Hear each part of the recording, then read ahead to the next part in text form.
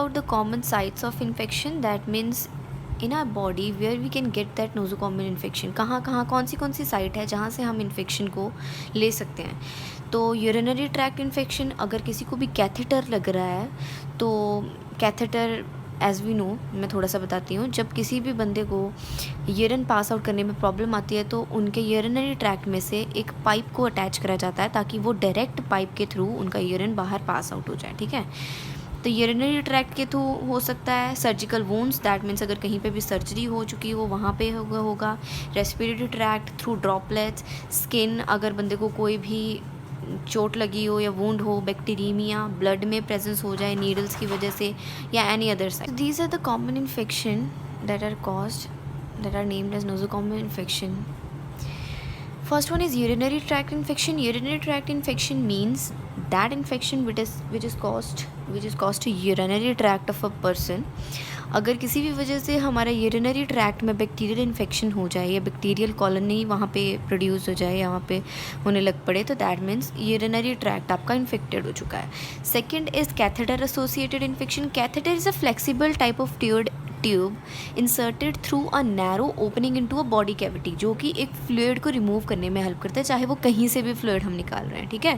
तो catheter is a type of tube. अगर वहाँ से इन्फेक्शन हो रही है. निमोनिया, अगर हमारे लंग्स अफेक्ट हुए हैं.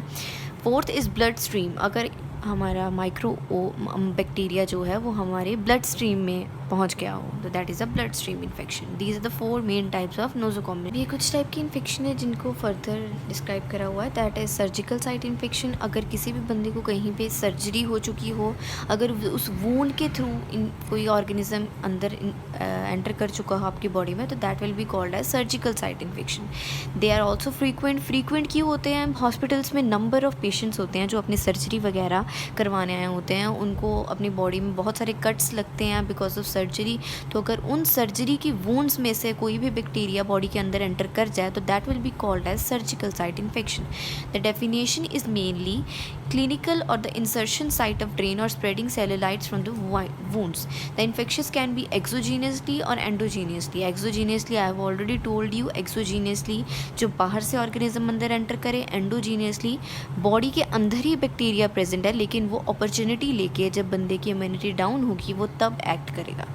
तो दैट विल बी, तो हमारे सर्जिकल साइट मेनली 2 टाइप की होगी, एक्सोजीनियसली and endogenously. Next type of nosocomial infection is nosocomial pneumonia. Nosocomial, as we already know, pneumonia is a type of bacterial infection which is caused by pneumococcus, streptococcus pneumonia. So it affects your lung. The most important are patients on ventilators in ICU. So we know that why ventilators are used in ICU, because ventilators provide the ventilation to breathe. Okay. So these are attach to our lungs. तो अगर हमारे ventilators sterilise नहीं है, वो नहीं सही है, तो दैट मीन्स हमारी बॉडी में हवा तो जाएगी पर साथ में इन्फेक्शन भी पहुंच जाएगी. So second point is region and progressive radiological opacities.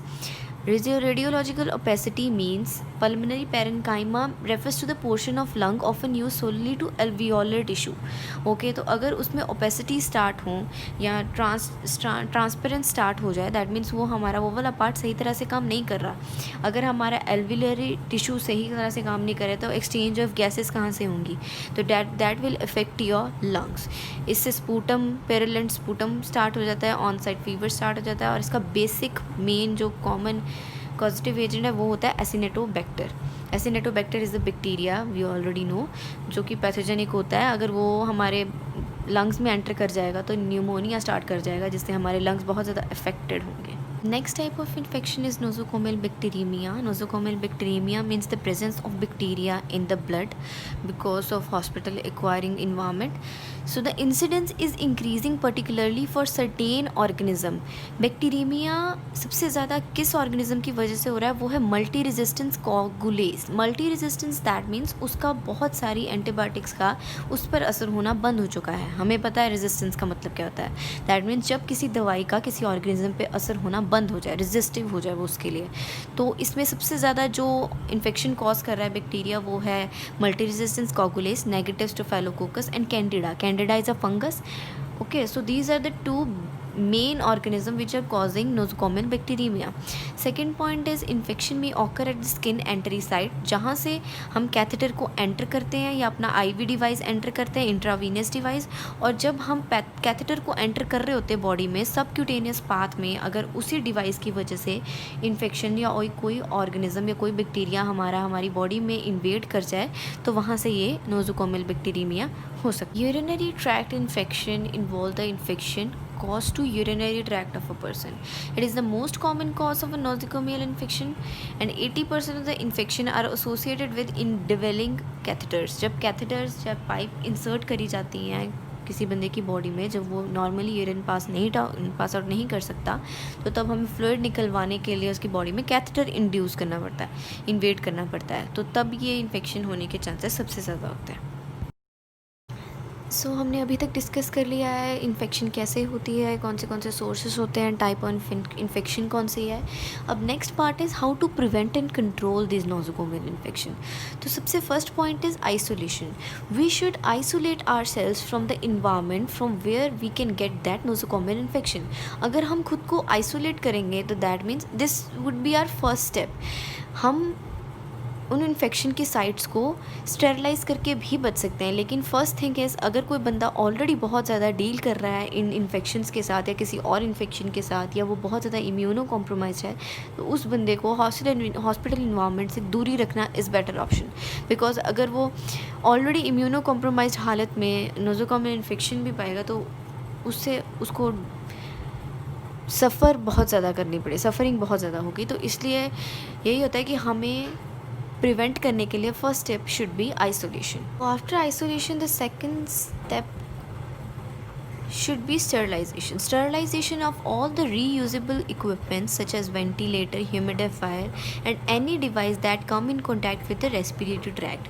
अगर कोई भी चीज़ किसी भी पेशेंट के या हेल्दी पर्सन के कॉन्टैक्ट में आ रही, इवन मेडिकल पर्सनल के भी हाथ में आ रही है, तो उसको स्टेरलाइज अच्छी तरह से करा जाए ताकि वो किसी भी चीज़ का ट्रांसमीटर ना बने, किसी भी इन्फेक्शन का ट्रांसमीटर ना बने.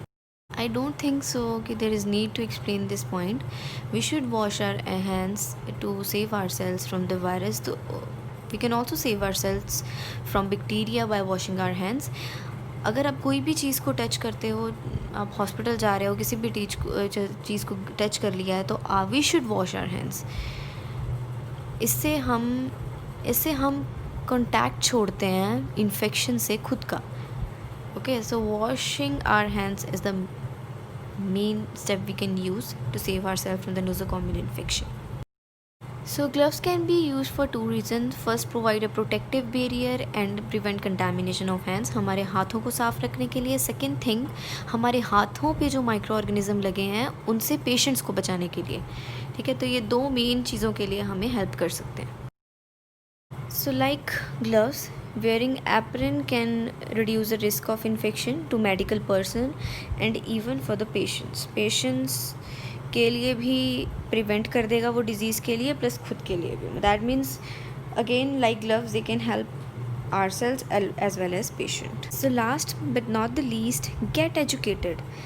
जब तक हमें पता ही नहीं होगा कि हमें हॉस्पिटल में जाके कैसी कैसी इन्फेक्शन हो रही है, हम क्यों अवॉइड करेंगे किसी भी चीज़ को. हम हर चीज़ करेंगे जब तक हमें उस चीज़ का नुकसान नहीं पता होगा. So first of all get educated about the nosocomial infection, कैसे कैसे हमें हो सकती है, उसके सोर्सेज कैसे हैं, उसका इन्फेक्शन कौन सी हो सकती है, तो इसके बारे में ज़रूर जानना ज़रूरी है. And get involve to take the decision, ताकि हम अपने जो मेडिकल केयर सेंटर्स हैं उनको भी स्टेरलाइज रखने में हेल्प कर सकें. ठीक है, इकट्ठे वो अकेला एक बंदा तो नहीं कर सकता, उसमें हर बंदा इन्वॉल्व होता है. इंस्ट्रूमेंट्स के साथ डील हर बंदा करता है, पेशेंट्स के साथ डील हर बंदा करता है हॉस्पिटल्स का, तो हर किसी को इसमें इन्वॉल्व होना बहुत ज़रूरी है. So this is all about our nosocomial infection. हमने अपने इसी सारी प्रेजेंटेशन में नोज़ोकोमियल इन्फेक्शन के बारे में पढ़ा. Nosocomial infection is hospital acquired infection जो हमें हॉस्पिटल के इन्वायरमेंट से होता है. हम कौन सी इन्फेक्शन होती है, कौन से रूट से हो सकती है, मोड्स ऑफ ट्रांसमिशन कौन से होते हैं, प्लस कौन सी टाइप की इन्फेक्शन हो सकती है, वो सारी चीज़ें, और कैसे उसको कंट्रोल करा जाए एंड प्रिवेंट करा जाए. So this is all about our nosocomial infection. So if you are having any query you can ask. Thank you so much.